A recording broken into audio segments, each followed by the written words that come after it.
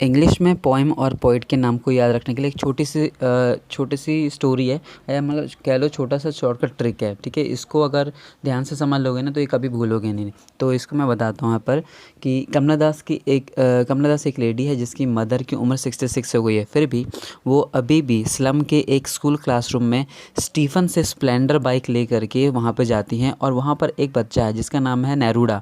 वो बड़ा पगलू सा, पगलू मतलब उल्लू जैसे हरकतें करता है, तो उसको कीप क्वाइट करवाती हैं।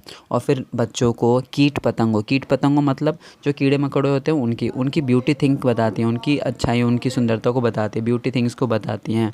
और उसके बाद अपने घर के लिए जब वो जाती हैं तो रोड साइड स्टैंड पर खड़े अपने बेटे रॉबर्ट फ्रॉस्ट को देखती हैं तो उसे फटकार लगाती हैं। ठीक है, और फिर जाकर अगर वो रूठ जाता है फिर उसे मनाने के लिए वो आंट जेनिफर के टाइगर को दिखाने के लिए एड्रिन रिच उसे ले जाती हैं। ठीक है, एक छोटी सी स्टोरी है। तो इसमें कैसे याद रखेंगे, सबसे पहले जो लाइन मैंने बताई थी यहाँ पे, कमला दास की मदर की उम्र हो गई है 66। तो यहाँ पर सबसे पहला जो हमें मिला कि माय मदर एट 66 की जो राइटर है वो है कमला दास। दूसरा हमने क्या बोला, स्लम के एक स्कूल क्लासरूम में स्टीफन की स्प्लेंडर लेकर जाती हैं। तो an elementary school classroom in a slum का जो यहाँ पर पॉइंट है वो है स्टीफन स्प्लेंडर।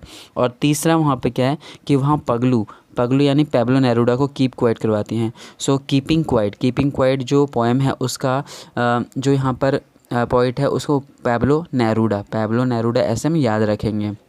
उसके बाद जो हमने ये क्या नाम है, फिर कीट पतंगों की ब्यूटी थिंग बताती हैं। तो यहाँ पर अ थिंग ऑफ ब्यूटी जो पोएम है हमारे पास उसका जो यहाँ पर पोइट है वो है जॉन कीट्स, ये ध्यान में रखना है।